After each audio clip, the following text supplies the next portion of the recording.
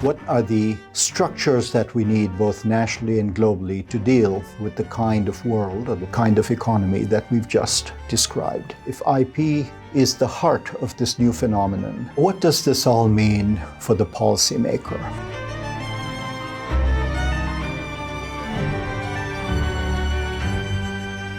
I'd begin with a set of policies which I'd call those related to creating, protecting, and valorizing intellectual property.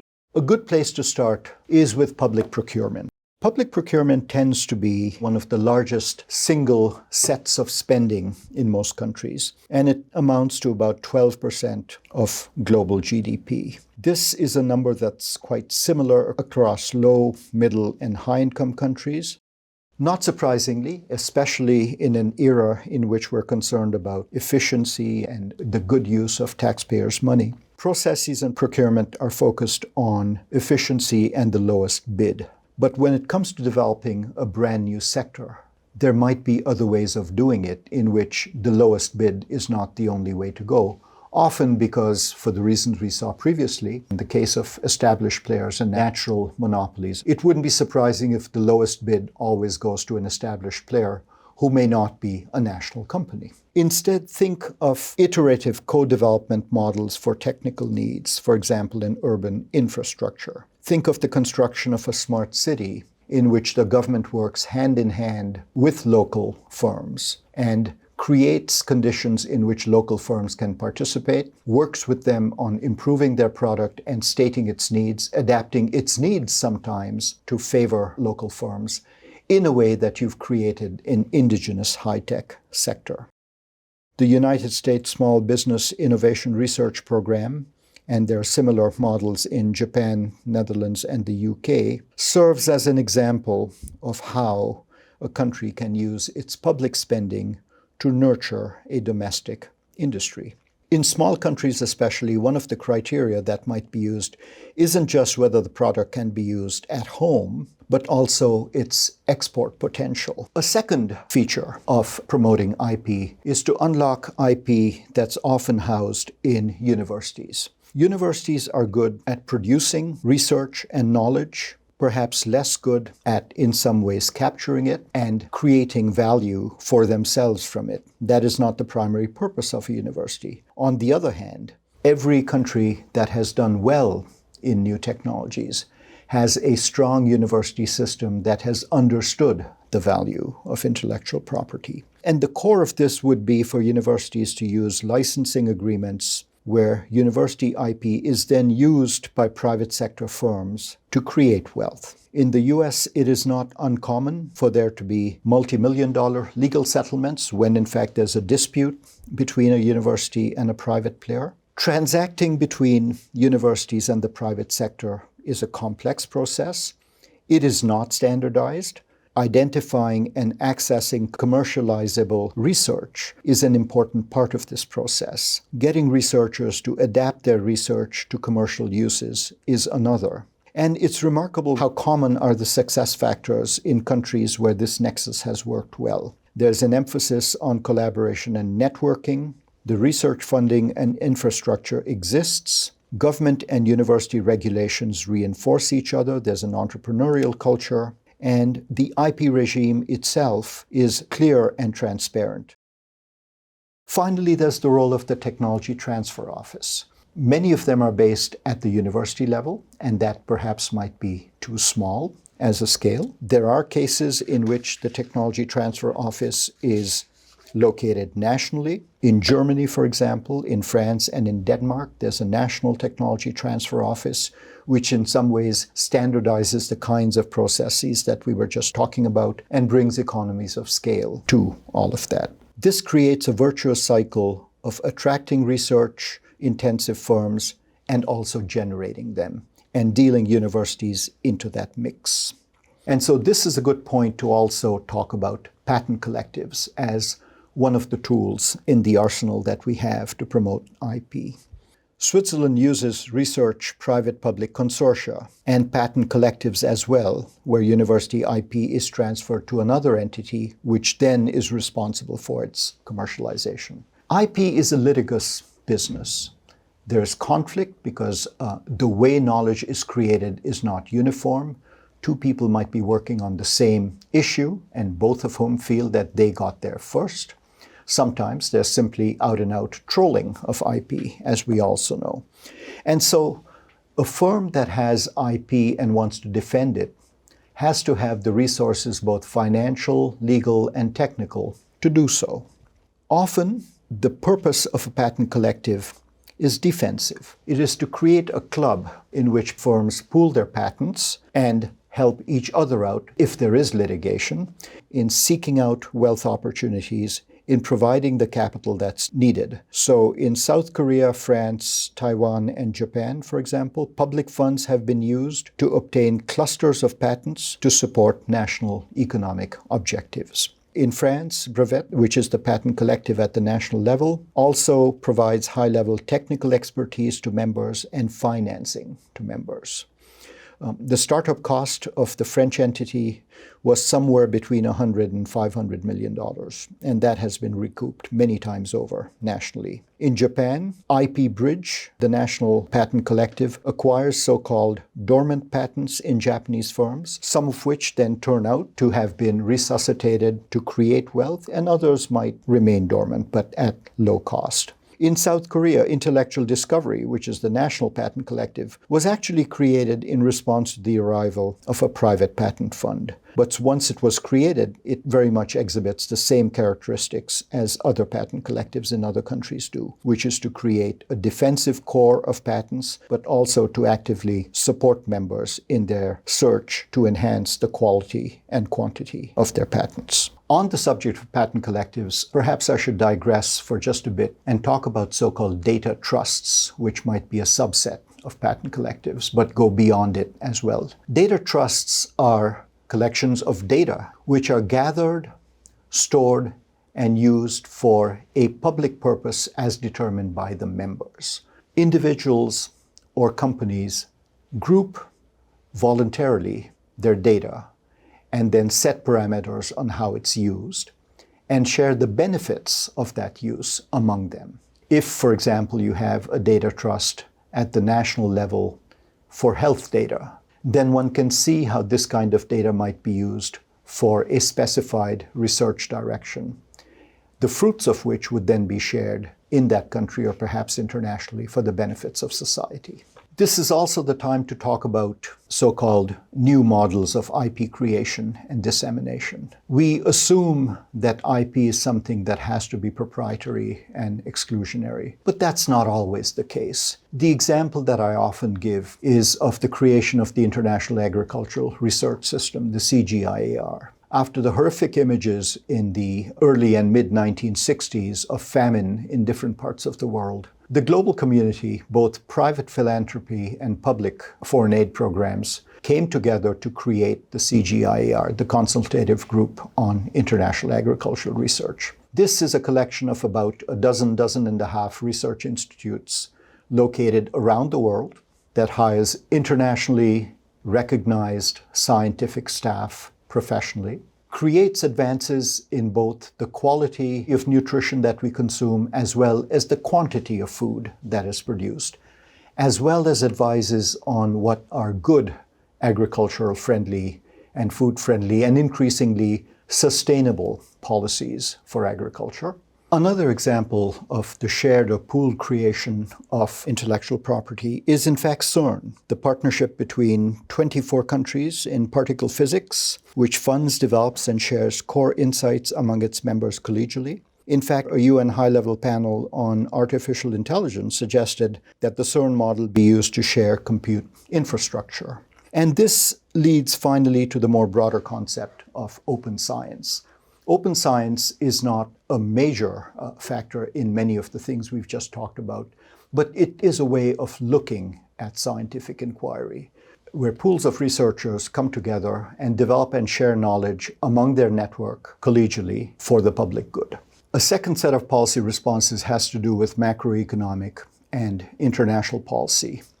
And I'd like to begin with use of the exchange rate as an equilibrator. The exchange rate is a tool that the authorities use to keep the balance of payments in equilibrium. And think of what that means in a world of stocks, not flows. Because once intangibles and intellectual property dominate wealth, intellectual property is a stock.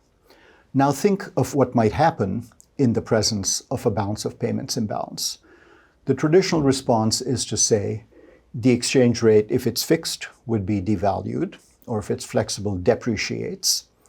This makes imports in local currency more expensive. It makes exports in foreign currency cheaper. Exports rise, imports fall, and the external balance is brought back in equilibrium. Now that's fine so long as we're dealing with flows and production. But the flip side, when you have your wealth stored in stocks, is that domestic assets become cheaper as well in the presence of devaluation and depreciation.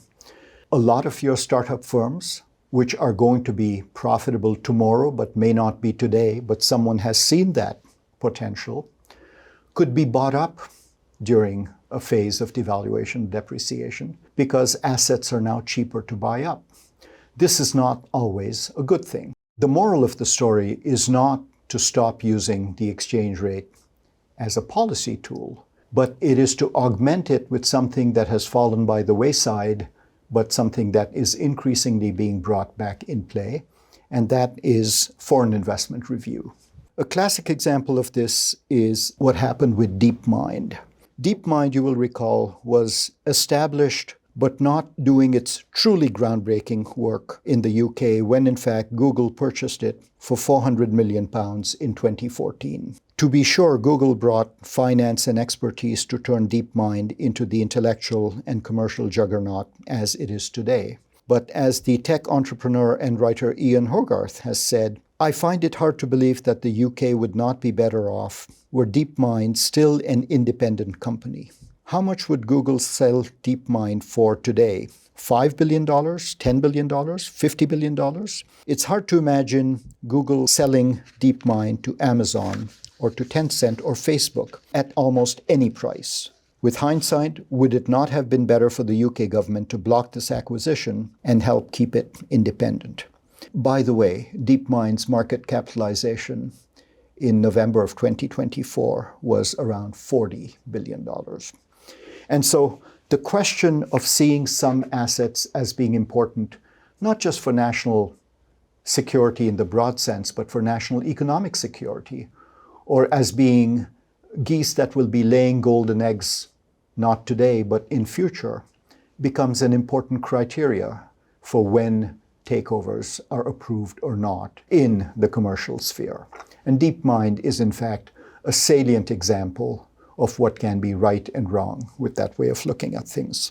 Monetary policy, which is another important tool that the authorities have, the signals that drive monetary policy are diffused in the presence of intangibles in three ways. Statistics typically underreport the size of the intangible sector, so the authorities are not working with the correct information on the size, trends, and dynamics of the economy.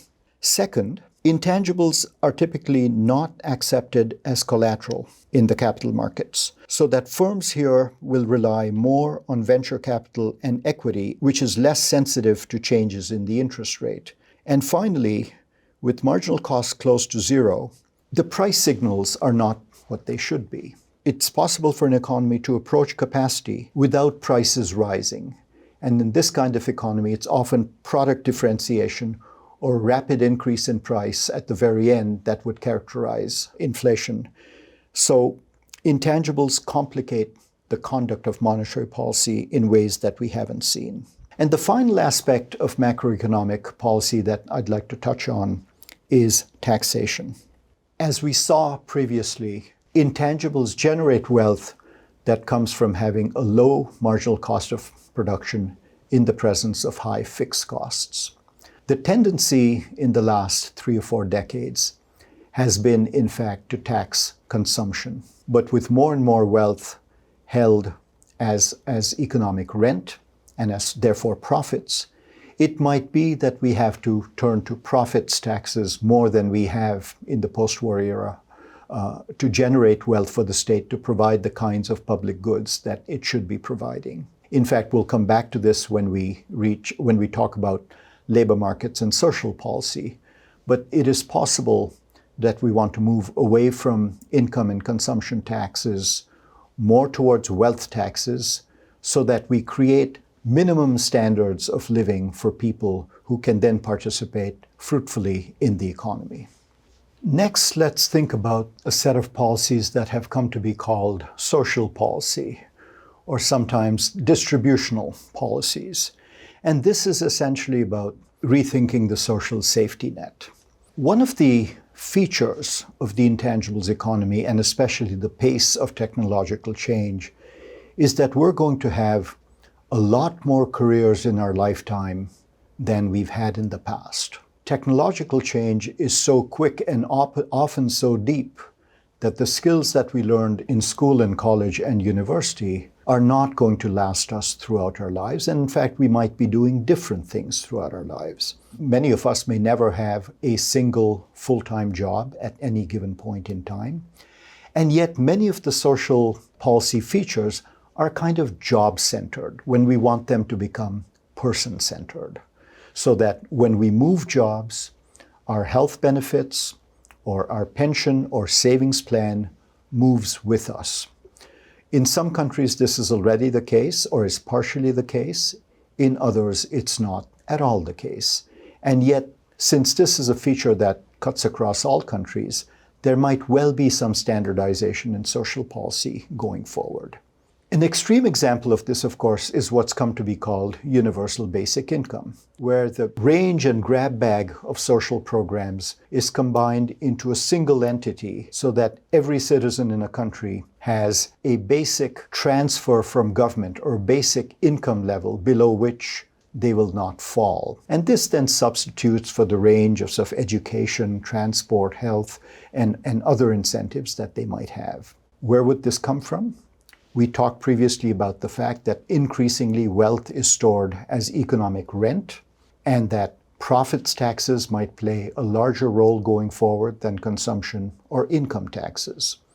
If that is the case, then what we might want to think about is governments providing a universal basic income, or at the very least, the public provision of basic public services like transport, education, and health, financed by the taxation on rent and on profits and on the concentration of wealth that we see in the intangibles era.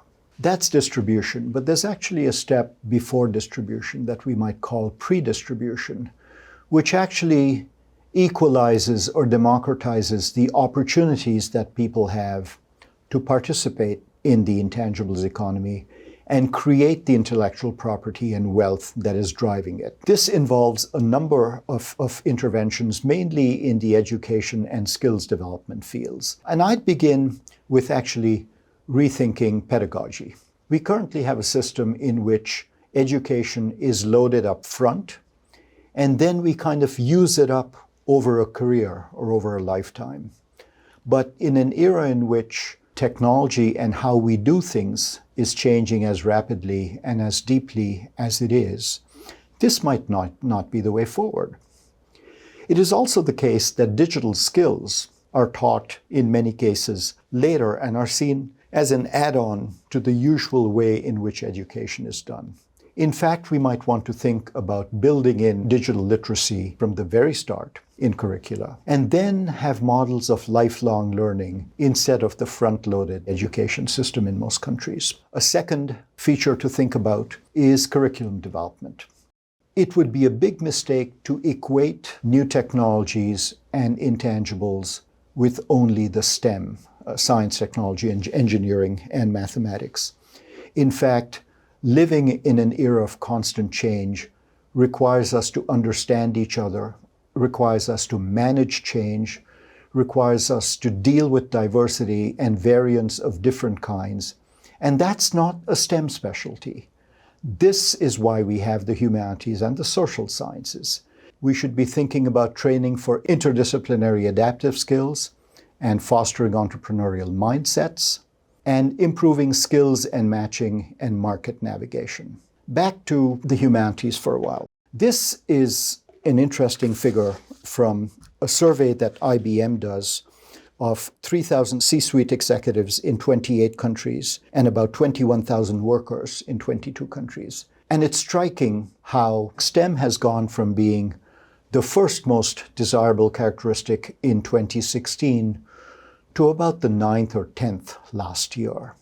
Instead, employees and employers are valuing things like time management, the ability to deal with multitasking, and to deal with different kinds of issues. That's why in the intangibles era, we don't necessarily need to train everyone to be a good scientist. We will want to privilege training for interdisciplinary and adaptive skills, which happen to reside in all three of the main streams, STEM, humanities, and the social sciences. And ultimately, when we think about the workforce and we think about increasing uses of gig labor and multiple careers in a lifetime, we have to think of improved skills matching and market navigation. A lot of this, especially in the gig economy, is driven by an algorithm. It's typically privately produced, and that's fine. But in the UK and in California, there have been experiments with public platforms where gig labor is matched. Being a public platform, the thinking is that it would be more transparent. It would not be driven just by the profit motive. It would not be exclusive, and in the process, it might provide fairer or at least more widespread outcomes than do private algorithms that match labor. And all of these features, when we collect them, just as we talked about universal basic income previously, we might want to think about this as universal basic capital or universal basic human capital, the prerequisites that we all need to participate successfully in the current economy.